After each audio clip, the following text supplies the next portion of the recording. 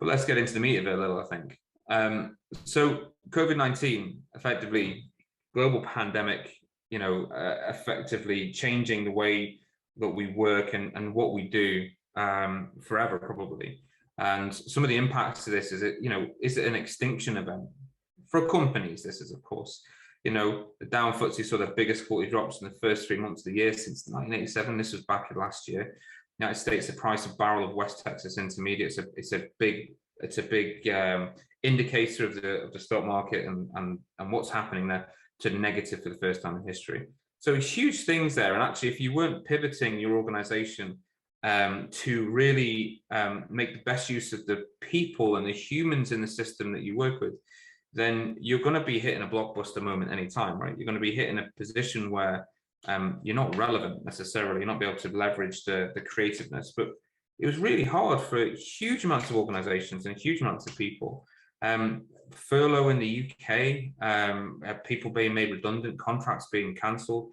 It was huge. The impact was massive, and organizations also got massively impacted across the board. Lots of different sectors, lots of different impacts there across everything, really.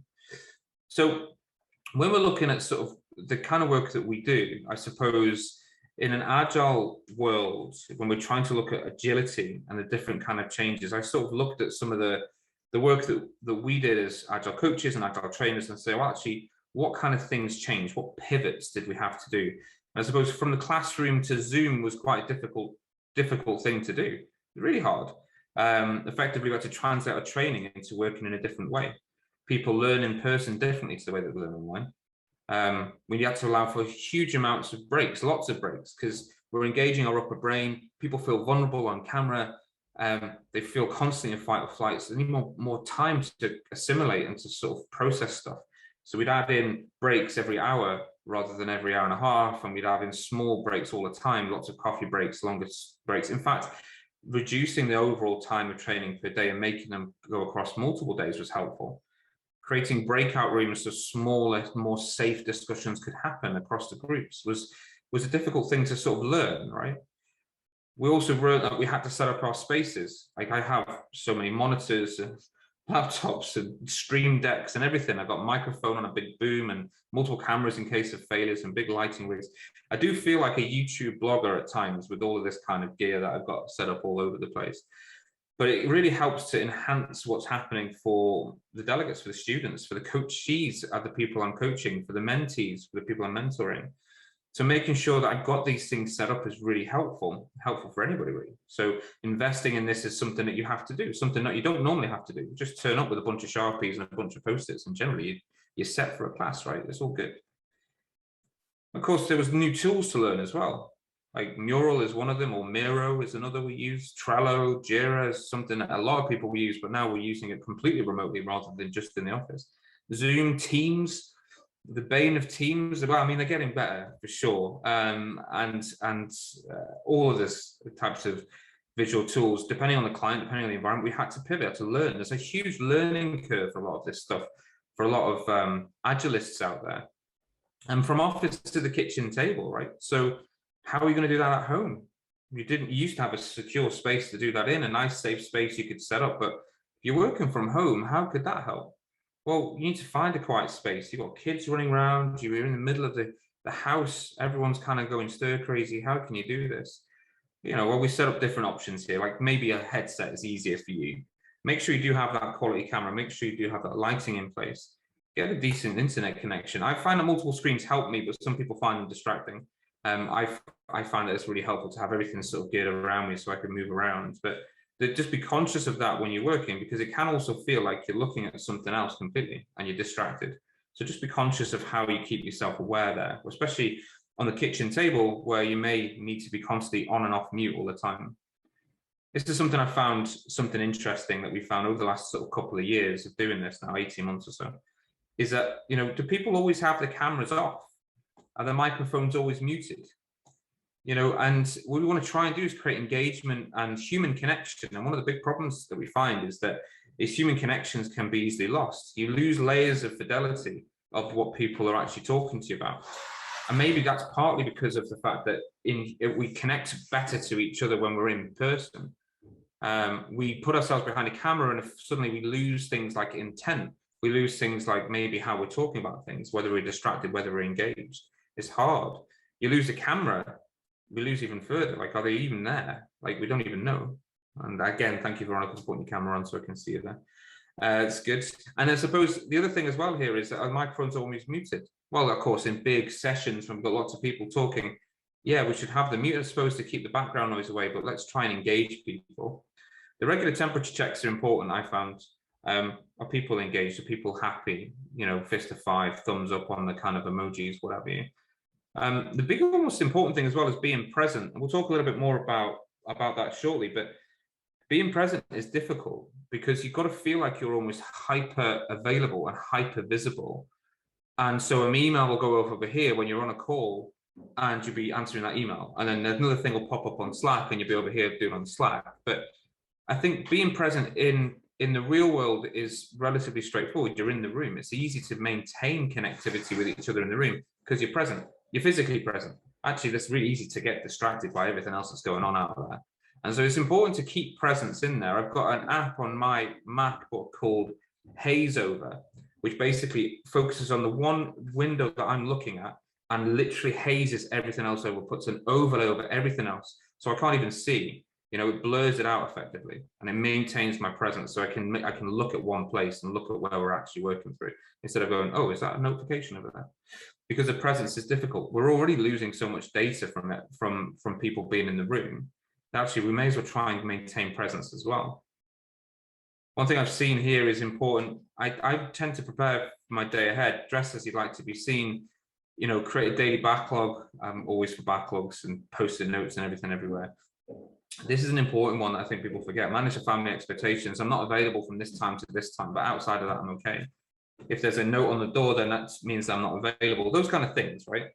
And synchronizing with your team is important. If you're using Scrum, the daily stand-up is always helpful. Often a daily sit-down now is in the online world, but it's helpful to connect with each other, maintain that human connection, but also try and make room for those non-work conversations. Like, how do you get coffee moments when you're working from home and you're constantly engaged and you're meant to be constantly online? It's hard to do that. But managing your time can be easier. Block out your calendar for breaks. I tend to, you know, when coaching new teams, it's like, actually, when do you want to have those breaks? If you're constantly online all the way throughout the day, you're never going to have that time to think and to stretch and to hydrate. Like every hour or so, put a time block in your diary to stop people booking meetings in.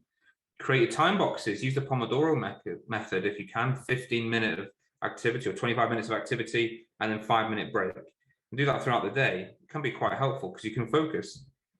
Again, one of the kind of implications of this is that when we're working from home, there's a barrier of trust. And I think that the issue is that we try to almost overcommit and over produce. And so by doing that, we tend to multitask, trying to do multiple things at the same time. And we're rubbish at it. We're not evolved to actually multitask. We're very good at focused work, but when we multitask, we lose a huge amount of overhead by doing it. Like 30% of a task gets lost every time we switch to something else. We're very good at context switching. We can do it very quickly, but we lose time with that. We can't do things at the same time. So try and focus. Try and get one thing done. So, you know, consider what you're doing with the team. I use a thing called Calendly, which is a really good online tool to manage my calendars. When people book time in my diaries, it basically says what times are available for people, so they can book time in. But I always make sure there's breaks in between every meeting as well to allow me to write notes to kind of catch up. So these buffers are really important to meetings as well, because that's what you'd have in the real world. I mean, we're in the real world, but in the office, you'd have that time to walk back to your desk or to walk back to a thing or to have a coffee. You'd have that buffer time. We almost want to sort of see our calendars back to back to show that we're productive, and it's a false economy. And also, one of the key things we often forget, like taking care of ourselves. We do often forget that. You got to stay hydrated. Make sure you stretch. You can say no to meetings. You don't have to say yes to everything. So make sure that you're asking the right questions. Being present is very different to being hyper connected, right? And so I think the important thing here is, like, if you're present, that is being available, but not necessarily hyper connected, where you're online in the moment all the time, in every meeting and everything, because it's just absolutely exhausting. And the main thing, of course, ask for help if you need to. So there's some quick kind of things that I've found. And finally, take care of each other. It's an important thing. Make time for the human connections, not just the work. Reach out to others. How are you doing today? You look like you're a bit low. Is everything okay? It's also okay not to be okay. Most organizations have mental health well-being kind of initiatives. It's fine to not be okay, but it's also important that you are kind to each other and kind to yourselves. Like, one of the big things here is we tend to focus this stuff when we're working from home on being highly productive. And so we miss the fun element. We miss the element of banter and friendship, the fun element of work, the human connection. And that can be very difficult. So carve time out for that. You know, you've seen people having, you know, happy hours at the end of the day, coffee mornings. Make sure that you do that. Like, I've seen teams which have worked really well. Before a stand-up, have 5 minutes, open the call early so people can have coffee to talk about the day before. So they're not talking about work just all the time when they're talking to each other. The human connection is so important that if we miss that, then we miss a huge element of a big part of our lives. And it's important that we look after each other. Does that make sense to everyone? Like, kind of some of my initial reflections. Yeah. Okay, good. Thank you very much. Thanks, Veronica. So let's have a think about it, right? So what is this new normal? Like, the new normal. I can just bring everyone to me in the mural board. If you're not already on the mural board, there's a link in the chat. I'm just going to put it back in again in case you missed it. So the new normal, I suppose, for a lot of organizations is, look, we've been doing this for 18 months or so. It kind of makes sense that people want to carry on working this way. The hand was forced for a lot of organizations, really, because there was a huge barrier to trust. Like, you know, if you think of the X and, you know, theory X, theory Y, and theory X being like, everyone's out for themselves. Everyone's, you know, kind of try and make a quick buck. Everyone's going to try and, their intent is always selfish. Whereas theory Y is very much like focused on the bigger impact to others and have good intent, you know, start with good intent. Everyone's trying the best they can with what they have. Well, actually, a lot of organizations don't trust people. There's a theory X constraint there. And that kind of, the problem with that is that, you know, even when it would make more sense for people to be able to work from home rather than doing an hour commute in and an hour commute back, just to be sat in the same place and have a big impact to their home life and whatever else, they needed to be seen to be in the desk, visible inside the pen. And suddenly all that had to change because it was mandated by governments and by countries worldwide. And it's important that we recognize that. There's a lot of companies here that have either decided that they're going to go full-time remote now or full-time hybrid. And some of these are moving between the two to sort of get there. Facebook, for example, Square, Coinbase, Twitter, all organizations now say you can go full-time remote permanently. You can come in the office if you want. We have some offices still, come back to them. But actually, if you want to work from home, you can. Other organizations are doing hybrid. So JP Morgan, for example, they were doing full remote, now saying about 20%, 25% of the workforce can stay fully remote, the rest of them being hybrid. Salesforce is fully remote. Deloitte is deciding to do that in the UK to maintain remote working. But actually, the one with Deloitte being optional, so it's empowered to the individual and their manager. If everyone feels it's okay, then fine. If your clients are all working remotely, well, why consult on site, right? Even organizations like BP and Ford are doing it, like hybrid or remote first working.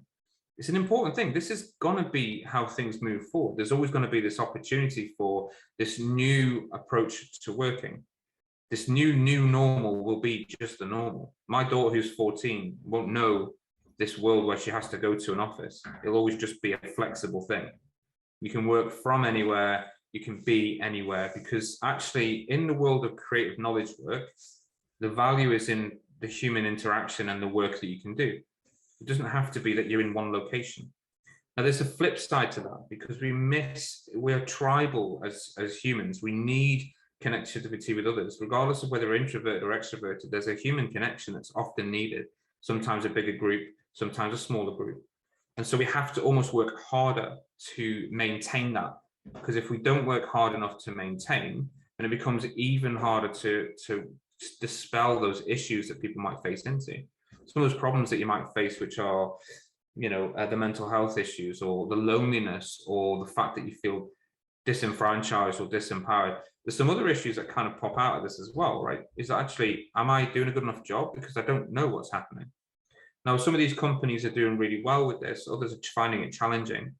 Like some of the other firms that I've seen and been looking some research on this, is that actually we need everyone back, because we just need everyone back in the office. That's the only way you can do it. And often this is led by leadership. Often it's led by a fear of productivity losses. But actually the data is proving that there's a lot of increase in these productivity areas. People are being more flexible. They might work all weird hours, but at least they've now got childcare. At least they now more time with the family. They can have, their evening meal together. And if they're working slightly late in the evening, it's their choice. Of course, there's a flip side. There's the risk, the danger of this is that people will overcommit and try to do more than they've ever done before, to basically show that they are being productive, that they're being efficient, that they're actually adding value. And that's going to be a dangerous thing to sort of consider. Okay. So these kind of core areas that I'm looking at here is, I found that there's 4 main areas that are kind of causing a few issues in this, right? Either they're good or bad. Empowerment, transparency, engagement, and connections. So these 4 kind of domains, if you like, are the domains which can make things or easier or not. I can make it harder or better for people. So let's step through these a little bit as well. So empowerment. So empowerment, what I'm talking about there is, are they empowered to do the job that they need to do with the tools that they have available to them? So we can see this kind of data point here. I've pulled some data points. This one's from Microsoft, the YouGov survey. 87% of businesses have now adapted to hybrid working. They've empowered their users, they've empowered their staff, empowered their employees to work from home, partially because they've been forced to, right? But partially because they're starting to build, actually, it does work out. Out of necessity, UK organizations have actually accelerated this modernization, right?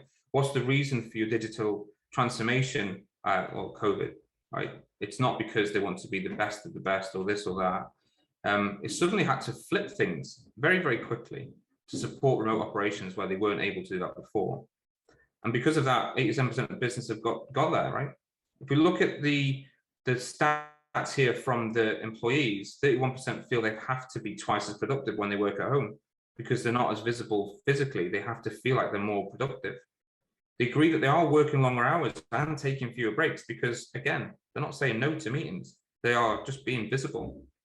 And 42% agree they're not having to commute to and from work means they have longer work hours, because that extra time in a day they have filled up with other time. And that can be quite dangerous, right? This is them trying to showcase that they are hyper productive and hyper visible. But there's some real problems with that, because burnout is something that is quite difficult to solve, really. On average, these office workers from a Forbes survey as well want to work from home about 14 business days a month. So we want to sort of see what the personal benefits. So what's the flip side? So all this negative that we've just been talking about. Well, 69% are saving huge amounts of commuting time. 62% of people are saving money. They're not eating out. They're not traveling so much. And then here's a big one, like 57% more time for personal hobbies, because they're using the extra time where they can.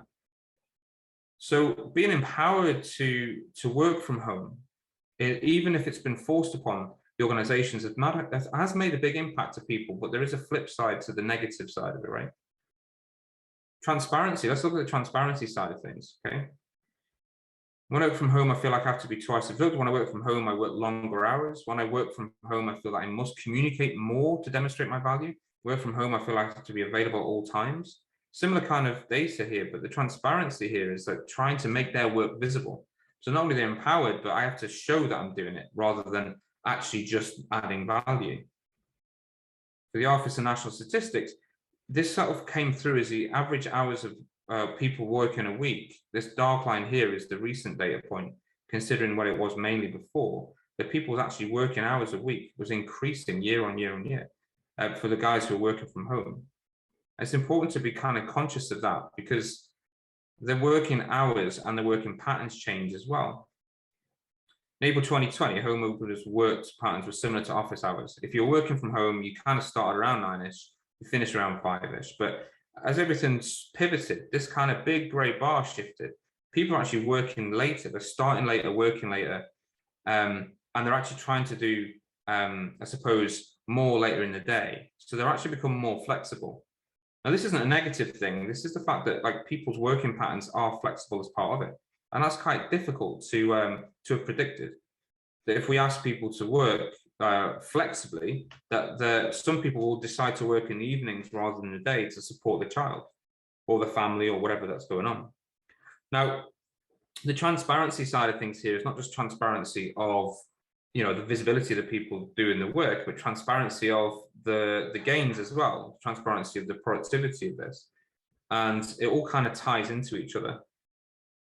We look a little bit more into engagement then. Like, so what does that actually impact, right? Once we've kind of looked at how they've been empowered, are they making things transparent? Are people engaged? Well, we know that staff perceive their home environments as much happier places than their work environments, but they feel under pressure. The 30% report an increase in their hours was working from home. You can see a pattern forming here, right? This is a different area of the same kind of feedback. They're working the same number of hours that they did before, but it's to a different pattern. 30% report the changes allow them to pursue their hobbies and interests. That's a positive.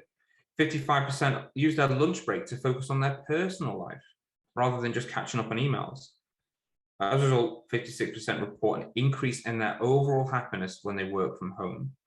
So although there's this kind of dichotomy where we've got a lot of people who are working from home and are finding it difficult because they're they're trying to be overproductive, they're trying to be overcommitted, there actually is a big benefit to working from home because they can find balance. But also, as I said, there's this pressure here, right? We're actually an employee at this kind of these companies feel they need to communicate more to demonstrate the value of 48%. So you'll find people adding themselves to meetings just to be heard rather than adding value. 36%, it was harder to make an impact when working remotely because it depends on the culture of the environment that you need to be. You need to be visible. People worry out of sight means out of mind when it comes to promotions. And actually there's a whole heap of data currently sort of coming up that even Chancellor Rishi was sort of talking about the other day, is that people who are younger and joining the workforce, if you're joining a remote workforce, you may find it harder to be visible and to demonstrate your worth as well. Now, this can split, you know, people's kind of opinions on this, definitely. And I think this is the important thing, is that how can you leverage this new normal to do that?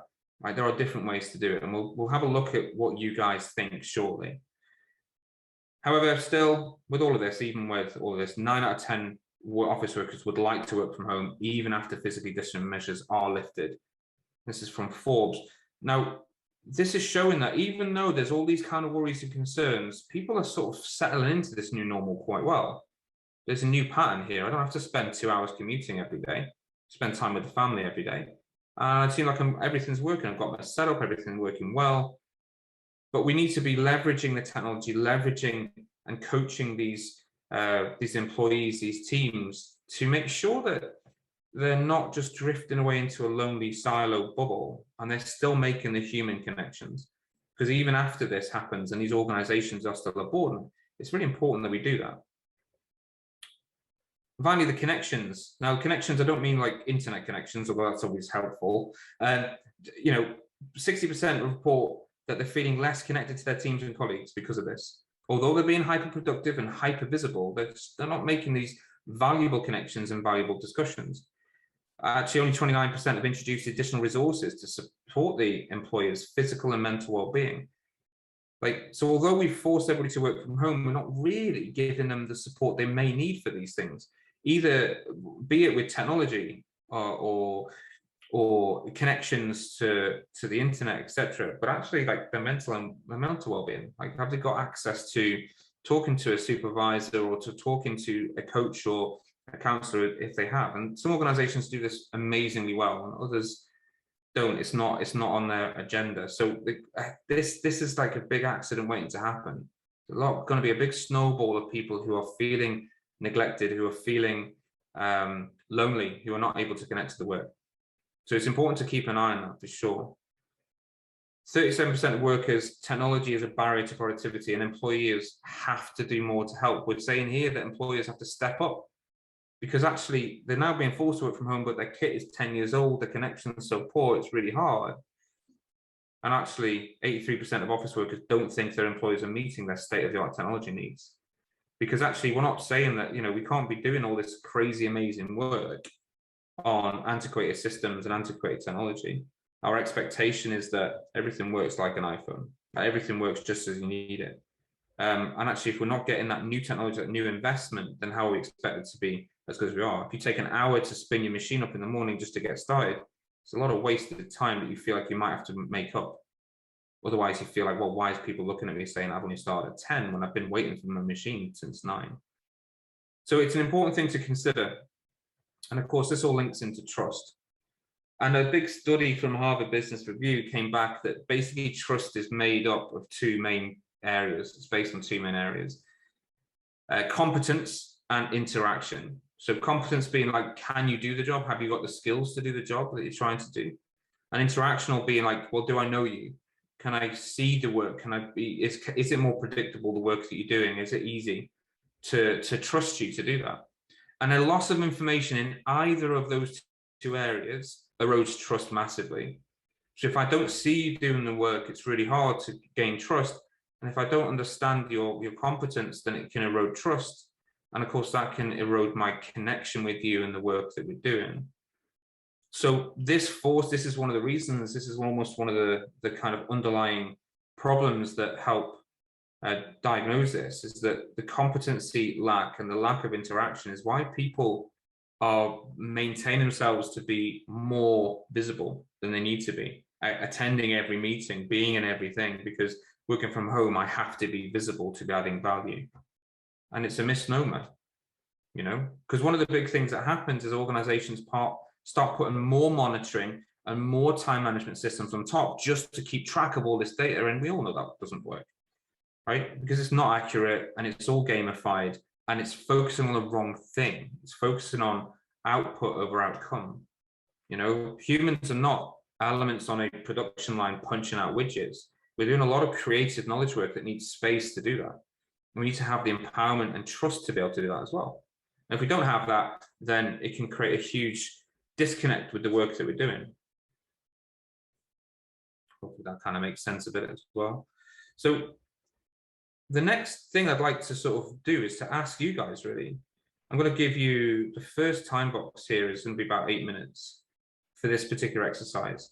And hopefully everyone is in the mural board. I'm going to summon everyone to me here. We're an 8-minute time box here. What we want you to do is to reflect on your challenges, your top challenges, and see if they can fit into these 4 buckets, right? Have you had any challenges with this working from home, which is based on empowerment? Like, do you feel like you've been empowered or not? Have you, with transparency, are you able to see the work, able to see other people? Are they able to see you? Engagement, do you feel like you're connected to the work and to the people in the system? And connections, do you feel like you are still having those human connections, or have there been challenges? Does everyone understand the task? Everyone understand what we're trying to do? Yeah. I'll set an 8-minute time box so that we've got a bit of time to collect everyone's thoughts on this one. I'll start a timer now and collect everyone to me. Just add post-it notes, double click anywhere you want, or copy and paste the ones that are already on the board there. We've got 8 minutes, off you go.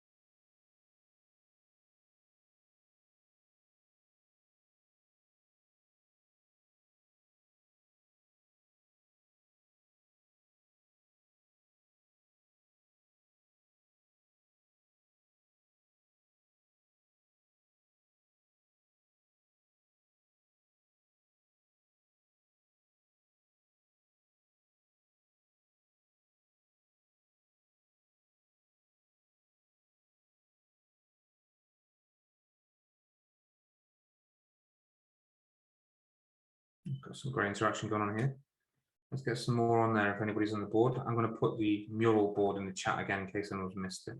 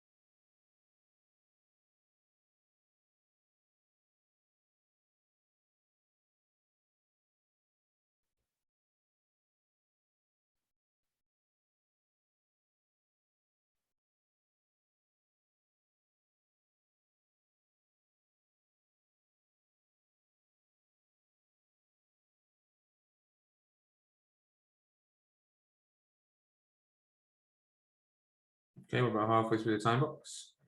I'm keeping an eye on what people are putting in here. Do you see that there's some similar themes? Put yours next to theirs so we could sort of do a bit of a debrief after this section.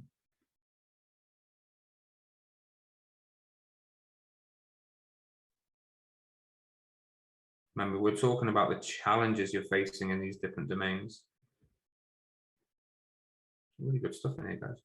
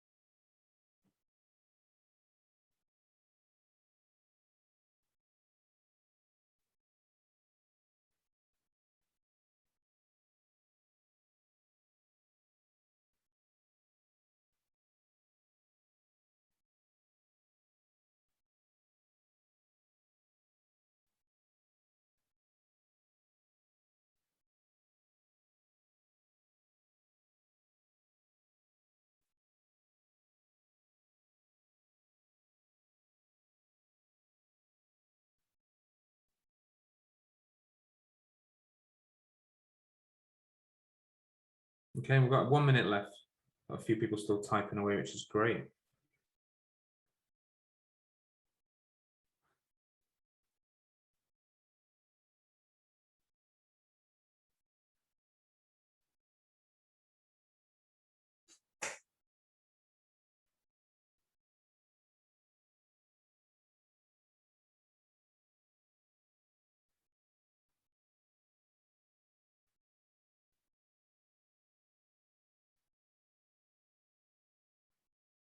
Hello, Neil. See you there.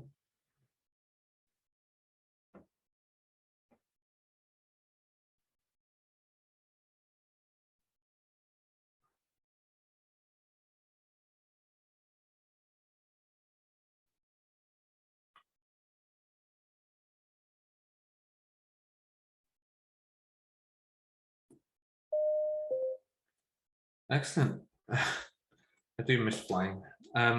Anyway, so let's go through some of these that you shared. Who wants to share some of their thoughts on this? Who's been typing away in here? Don't forget to unmute yourself, of course. Anybody who wants to speak out, take us through your thoughts.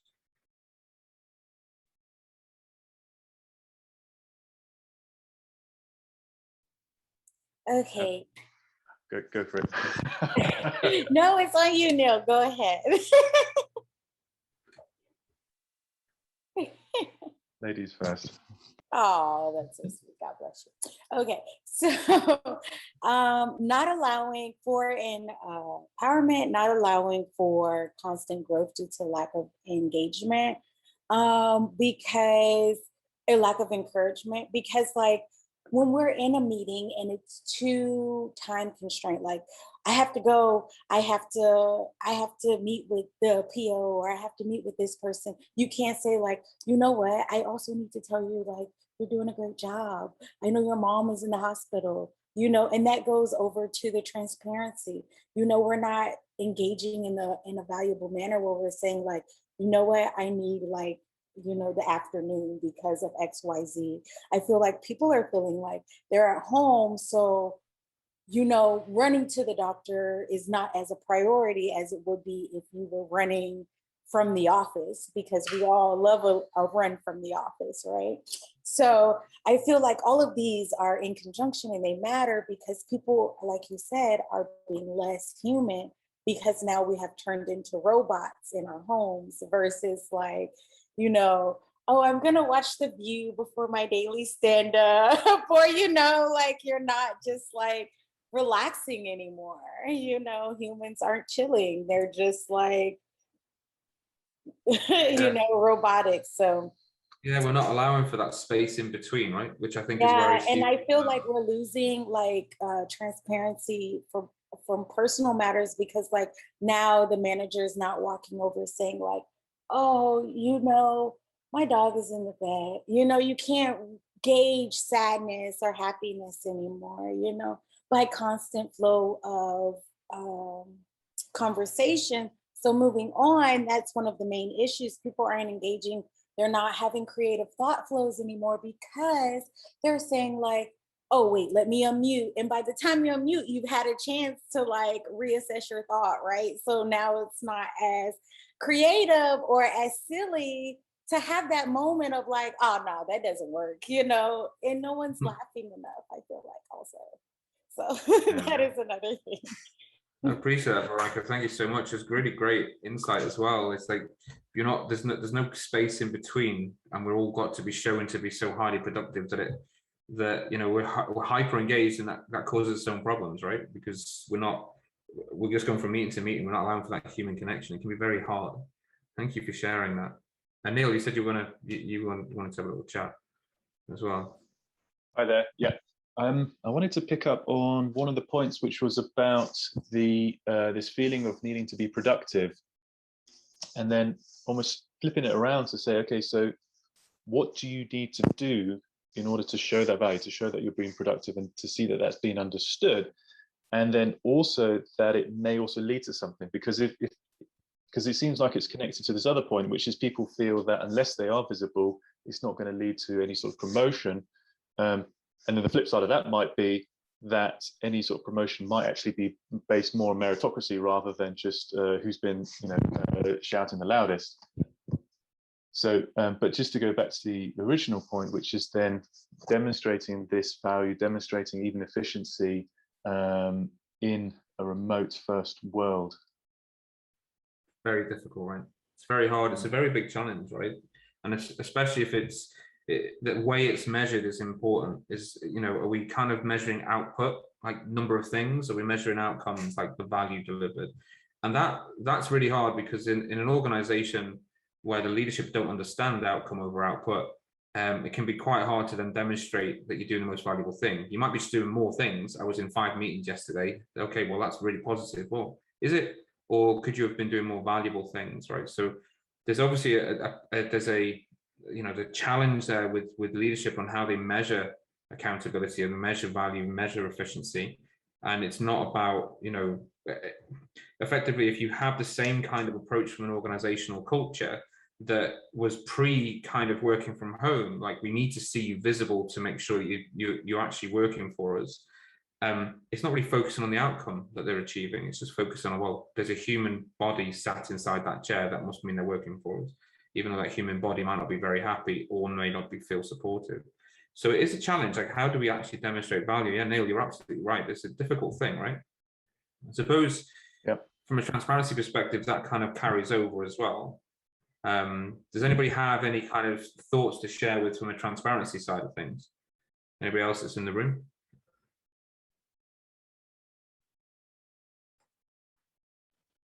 I added one, which also is linked back to the previous one, which is transparency also of leadership, I think, because there's usually a dynamic, which is you have to be transparent to leadership, and then but we also want to see leadership being equally transparent, so that we can also align ourselves to the outcomes they want to see. Yeah, I've seen some interesting patterns in that space, where actually just literally making the work visible of the leadership, whether it be a physical Kanban board or some kind of Jira Scrum board for the leadership team, just demonstrating the big chunky items that they're trying to face into, demonstrating the big strategic things they're trying to do, just literally making it visible.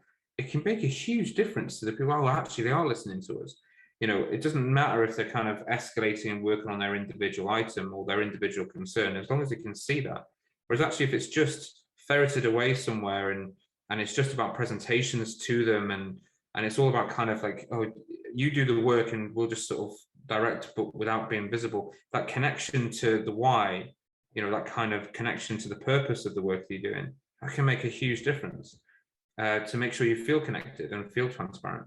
That's an interesting one. Thank you, Neil. Anybody else in the room got anything on this side of the transparency board they want to share?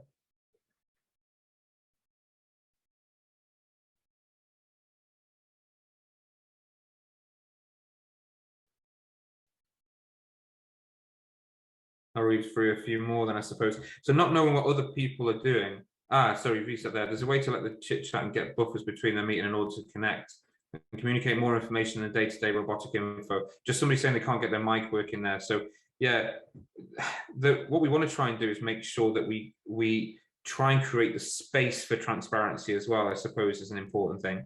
So making sure that we build in those buffers so we can have the non-staccatic kind of chats, the coffee chats, the water cooler chats, the discussions where we can actually connect as humans and go, oh, do you know what?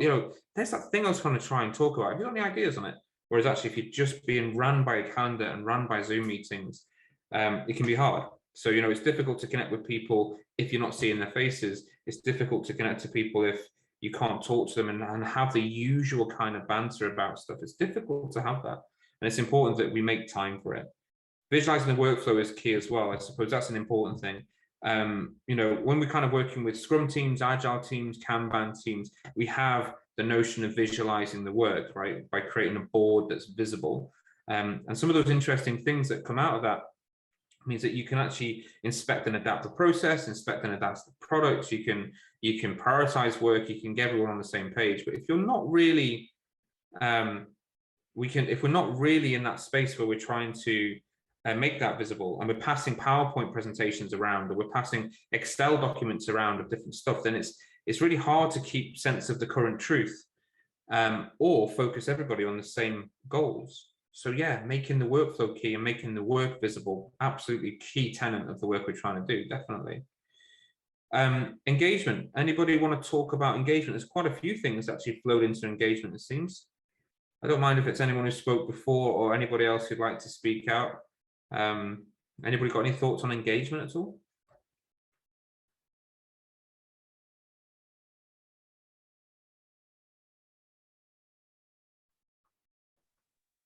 I do feel like because we are remote, people are avoiding hard topics.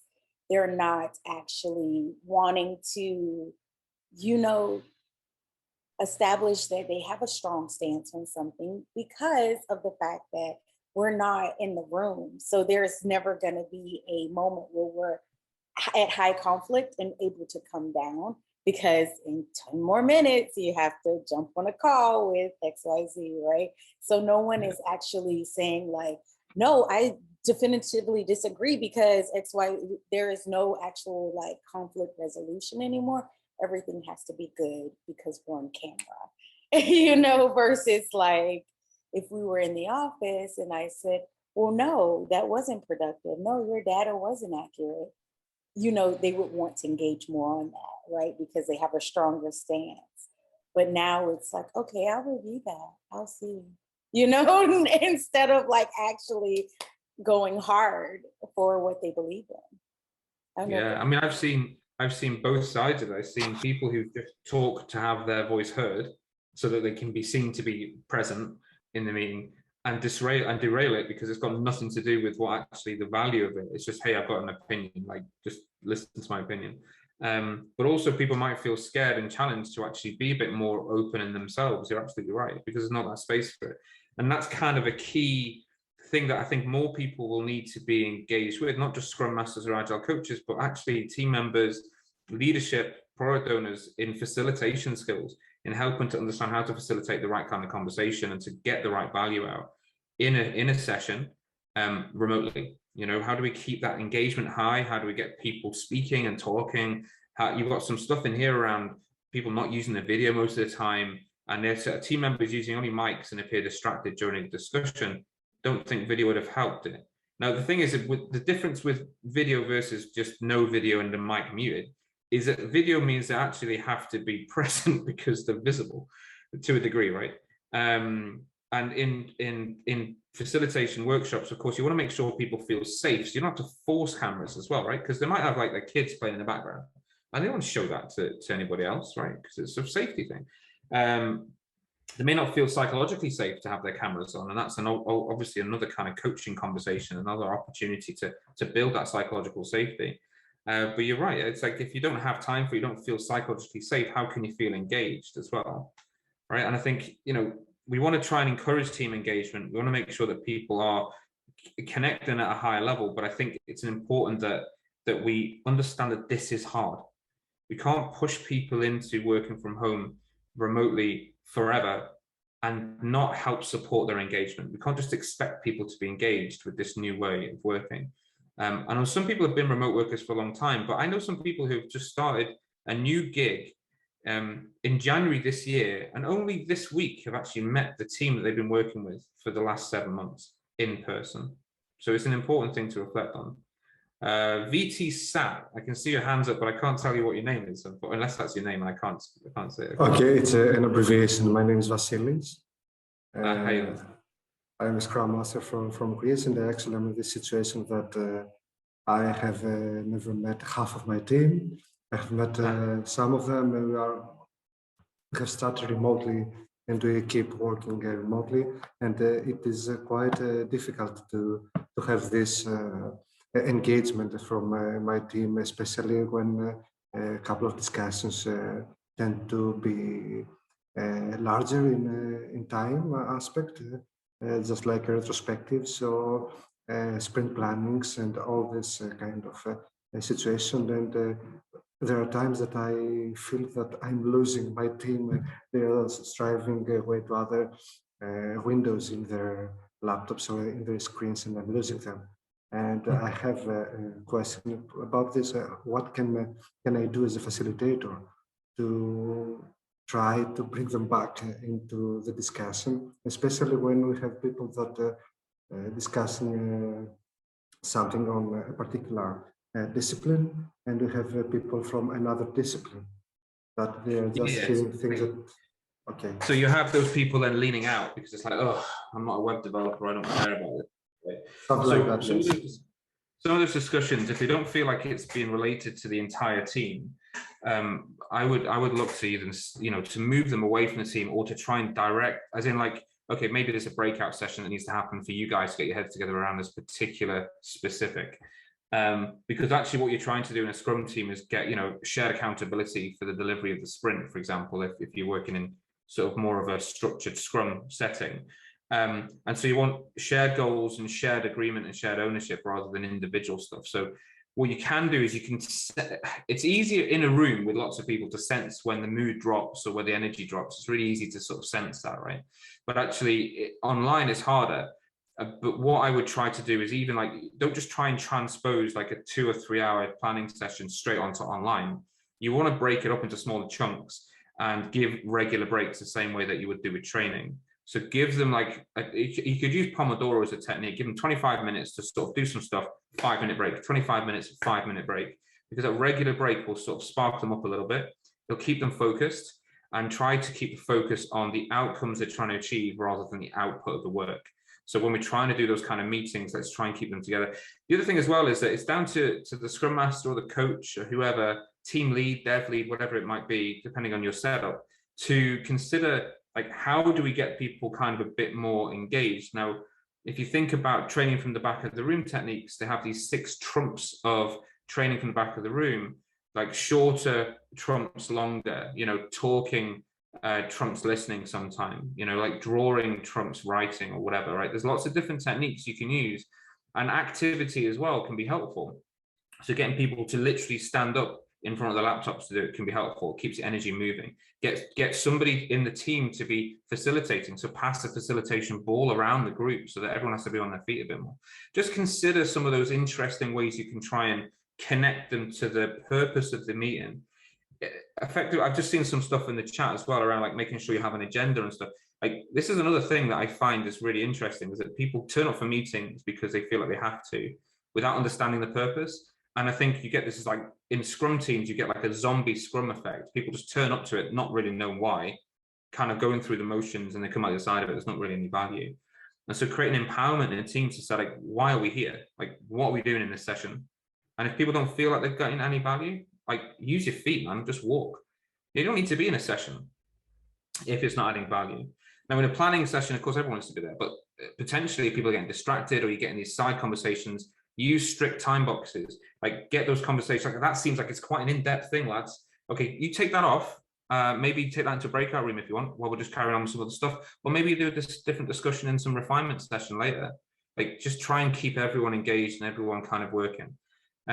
One of the quick top tip there from a Scrum Master perspective is to try and help facilitate the team's discussion rather than you lead their discussion for them.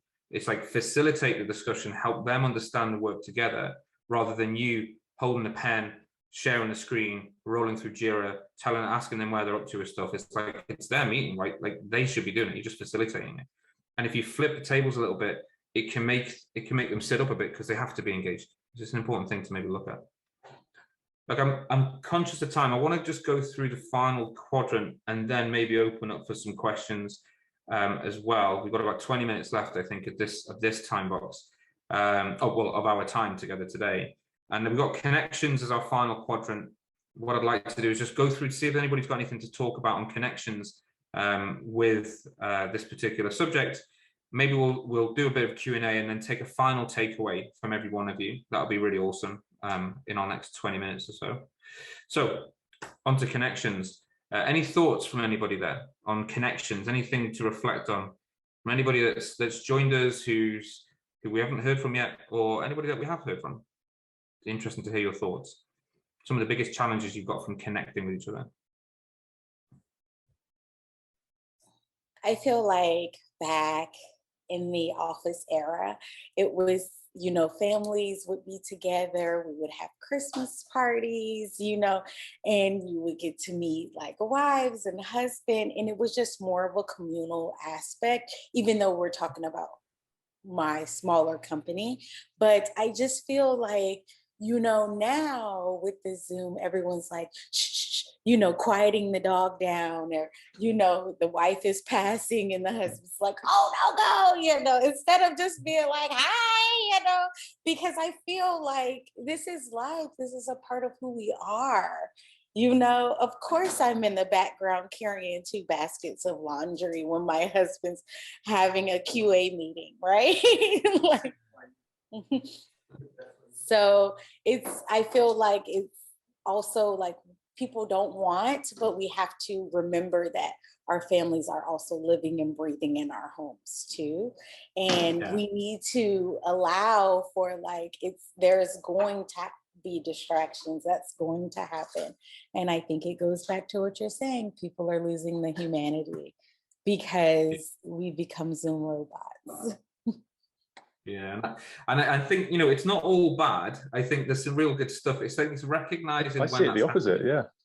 Yeah, I think it's recognizing when it's happening, because what you often see is that, I suppose, you know, if you're in control of, like, you know, change what you can control, right? And I think that's kind of an important reflection, is that you know, people are used to this now, right? You maybe blur your background out, or people walk behind you and stuff. It's kind of fine. When it first happened on, like, there was a BBC News guy back at the beginning of the pandemic, and he was talking from his home office, and his little toddler came in, and then the wife came in and dragged her up, but she was crawling on the floor, but it was a wide angle lens camera, so you could see everything. It was hilarious at the time, but actually it's like, that's just life now. That's how it is. Like, sometimes happens in the background. A kid, like I was doing a training session last week, and there was a puppy on somebody's lap here, and on a second window, somebody's cat was crawling on their shoulders. It was that's just what it is now. You wouldn't see that in the office, right? But I think we can tend to, if we're not controlling, we're not managing our own expectations of that, and being a bit more sympathetic to like that side of things, then yeah, we can lose our humanity with it a little. But I think the interesting thing as well, Veronica, you mentioned about the human connection with colleagues, families, is the extension of your family is often your workplace. And the social side of that, the gatherings, the even like conferences, man, I miss conferences. I mean, who'd have thought to say that, right? But I mean, Scrum gathering conferences are slightly different to most, but it's the human connection, the conversations and the discussions you have, and the eating, drinking, and the fun that you can get up to. It just feels like that's such a long way away. So I'm looking forward to those things happening again when it's safe enough to do so. But is there other things we can do to still maintain those human connections, rather than just waiting until the government say we can, right? So that's really interesting. Thank you for that. Yeah, so social get-togethers, social meetups, yeah, less interaction and connections here, right? Technology, software and hardware, like actually investing in that, or having your employer invest with it is great. Connecting with team members, how to keep the team spirit with limited chances to see each other. Yeah, it's hard. It is hard, but I think making time, carving time out for that, so you allow yourself time to have those human connections, those human moments where you talk about the weekend, and you talk about what holiday you'd like to go on, but probably not allowed to go on, or you talk about the latest coffee that you've had shipped to you from some subscription service because you've got nothing else. You can't go to a coffee shop. There's lots of interesting things you could still have, and if we lose that human connection, we can lose, you know, our touch with each other and with the value we can add to each other. So it's really important. Some great reflections there, guys. Some really good stuff. Really impressed with what came out in just a short 8-minute time box there. It's really good. So we've got about 15 minutes left. I think what we can do is we can move to a quick Q&A. Let's maybe time box that to like 10 minutes maybe. And then this final takeaway section here, we'll just have any kind of final key takeaways from anybody. Like, so now we've had some discussion. I've had some discussion with you guys about some data, about what's happening out there. We've had some of your reflections as well. Like, what key takeaway do you want to take away with this, right? But let's set a quick time box up for some Q&A. Does anyone have any questions? Mindy, is there any questions that have been put in the chat or in the online kind of live stream or anything like that? I haven't seen any in the chat, and I'm just going to watch the live stream now. Go ahead and unmute. If any come in the live stream, I will put them in the chat box. Great stuff. Thank you very much. So if there's not actual text chat that's popped up, please feel free to ask any questions that you might feel or any discussion you'd like to have, really. So the floor is yours, guys. Open up.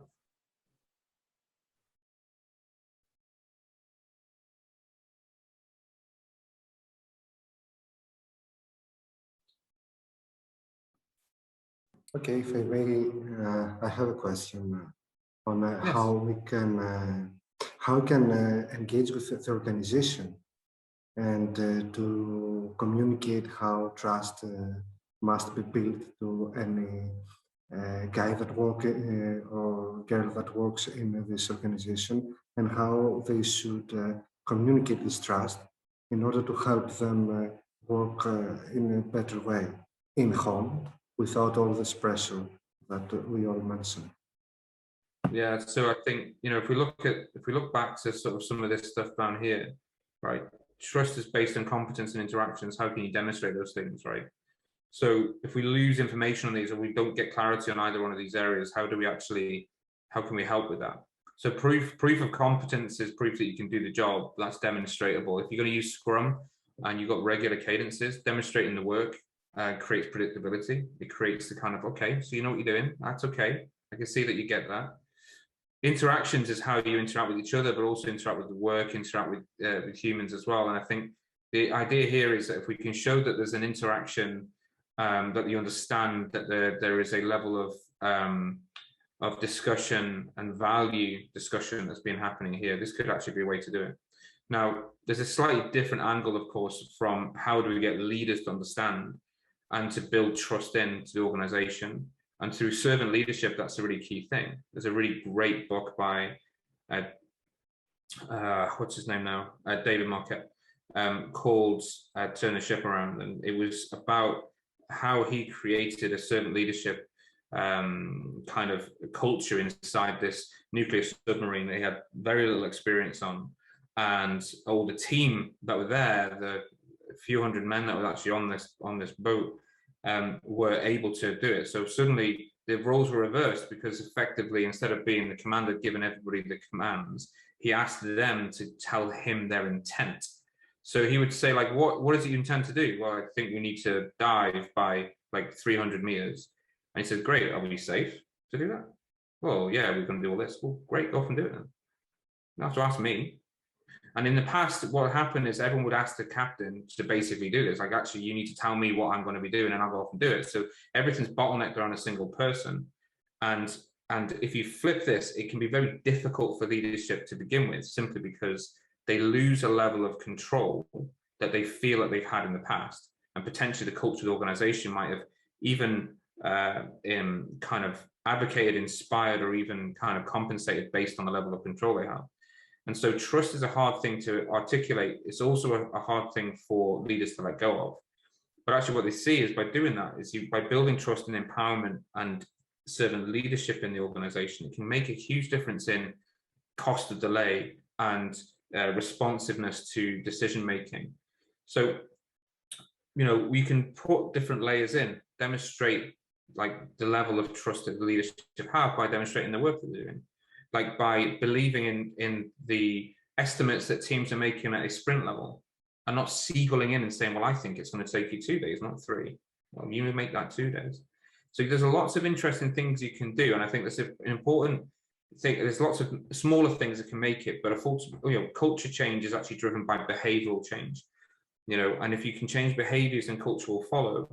So a culture of trust should come from behavioral change showing that, right? And there's a servant leadership angle to that, but also everyone can be a servant leader. So if you can demonstrate competence in the work that you do, and you can demonstrate that you're interacting with everybody, you're doing the work that needs to happen, and actually you can showcase that, then you've got real good opportunities to do that with the retrospective, with the sprint demo. You've got lots of things like in Scrum. In Kanban, you can do it in lots of different ways as well. In normal working without agile practices, you can do this. Like demonstrate the work, get feedback, course correct based on that feedback, right? It seems obvious, but actually by doing that, you build levels of trust. If you're side of the way, based in a basement somewhere, no one can see what you're doing. I can't see what you're doing. I don't know if you're good enough for what you're doing. That erodes that trust. It breaks it down. Does that make sense, Vasilis? Great stuff. Cool. Anybody else have any kind of questions or anything they want to sort of share?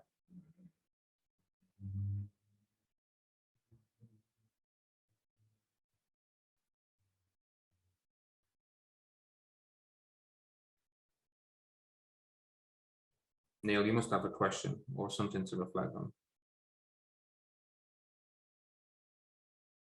Veronica, I think you're on mute. It's a classic, but I don't know if you are. Yeah. I mean, I just I'm still processing about the value, showing that value, making those outcomes visible, and somehow focusing on that. And I think a lot of it probably also goes back to empowerment. So you almost have to push the agenda. You almost have to sort of say, it goes back to that intent. This is what I intend to do. And then demonstrating that you've done it, I suppose. Yeah, yeah. So in a Scrum environment, I suppose you could demonstrate that through the sprint demo, right? Here's the stuff that we've done. Ta-da! Here's what we've done. Sprint retrospective. Here's the stuff that we could actually, like, you know, here's the stuff that we need to improve on, and here are the action items we're going to demonstrate, we're going to work on in the next sprint to fix that and help improve our environment, right? So I think it's an important thing, right? And it's a difficult one to do, but actually when you get the mindset shifted away from what you said you'd do 30 points and you did 25, where are you going to pick up those extra 5? If you shift that mindset to, here are the things that we've delivered and these are the value. And I would always err on the side of getting the team to demonstrate that value so they can articulate it in the sprint demo or the show and tell, depending on what you call it, you know, at the end of the sprint to go, this is what we've done. And the team to say, this is why we've done it. And this is the value it demonstrates, so that you can demonstrate that proof of value, not just here's a task list, get on with it, tell me when you're finished. If they can articulate the value, it means the product owner is doing the right job and helping to articulate it, but the team understand the why. And I think that's important. To demonstrate the why is a really important part of it. We've got a question that's just popped in the chat. Is that from Hinton Company? That's from our live. Yeah, from our live. Should change begin with technology change, process change, or culture and values? I would always advocate change with culture and values. From that, process would follow, and then from that, tech. Because if you start with tech, then everything's led by tech. If you start with process, then you're really kind of everything. Like, for example, you know, we talk about, you know, interactions over processes and tools, or individuals and interactions over processes and tools from an agile manifesto perspective. Like, if we start with the values and we start with the cultural shifts that are needed, then everything aligns to that. If we try and force a process into a system that's not ready for it, it doesn't have the enablement ready for it, or is trying to achieve something which is at odds with the culture and values, then actually you're really going to sub-optimize the whole. It's like creating a scrum team, like a high-performing scrum team, like a Formula 1 race car, and putting it into a traffic jam, because the rest of the organization can't move at the speed of it. So you end up kind of way to help kind of articulate the value of that team working in there. But if their team, if they can't get anything out the door for 6 months, their shortest sprint is 6 months long. It's not 2 weeks. So actually what we want to try and do is start with the culture and mindset, so that leadership can understand that things get messy, things will slow down before they speed up. But the value proposition, we look at outcomes over outputs, will help us deliver more value more regularly than it would do for us to just expect, go and do this agile thing, make it quicker, faster, cheaper, and tell me when it's done. There's a huge part of the culture of an organization which can enable or disable this. I suppose, from Vas, your question there, could process be used as a tool to propagate values? It could be. So you could use something like value stream mapping to look at the end-to-end process, look at where the waste is in the system to help do that. But you've got to understand, like, if you don't connect it to the values of the organization and what they're trying to achieve, then you may be prioritizing the interventions and the work that you're doing on things which are misaligned to the business. So I tend to use a thing called OKRs quite a lot when we're talking about value and cultural shifts. I've started, so I'll finish. And when we're looking at values and cultural shifts, we're looking at those kind of objectives and key results. How do we set a clear level objective of the organization, or even that team? And how can we measure success over time using key results like leading and lagging indicators? And then we can set our hypotheses as experiments to test and work out whether they're moving in the right direction. So actually what we can do, instead of saying, actually, let's lead with, say, Scrum and then try and define our values from it, it might not be a good fit, and that's okay. It's all right. It's not going to be the right thing for everybody. If you're in a complex domain and you're working in stuff that's emerging requirements, emerging tech, you don't know what you're doing, you don't know how you're going to do it, then that kind of sweet spot of, you know, complex delivery is where we're going to go for Agile. Now, you can use Scrum or different methods for this, but the process itself should always follow from the culture so that it's a good fit for the organization. If you're focusing on, I don't know, continuous improvement and efficiency in the system rather than innovation, or potentially, like, Scrum is not going to necessarily be the right fit for you. So don't lead with it if it's not the right thing. Maybe Lean is something you want to do if you're trying to optimize the workflow to basically repeatable widgets on a production line. You know, exploratory complex delivery might not be the right fit, and that's okay. So don't lead with the process. Look at the values of the culture first and see what the right thing is. You might find that if it's in that complex space, Agile and Scrum would work for that. But actually, you know, process first would often mean that you're hamstringing yourself on a framework or an approach without considering how it links to the bigger whole. And again, that kind of why, you know, the purpose. Okay, we have like 1 minute 30 left, I think, or 2 minutes left, something like that. So I think we kind of tapped out on the questions for now. Obviously, if there's any follow-up questions, please get in touch for sure. The final kind of thing I'd like you to do before we kind of finish off, I suppose, is just, and it doesn't have to be 7 minutes. I'm going to bring everyone to me on the board here. Is there one key takeaway from today that has been helpful for you? You know, just one thing, just a bit of, it doesn't have to be one thing, it'd be many if you wanted, but just one key thing that you feel like that you've learned from our discussion today and our exploration of the new normal. It's up to you if you put anything in there, if you help with this. And just as you're doing that, I'll hand over to Mindy just to sort of do the final wrap up of the session.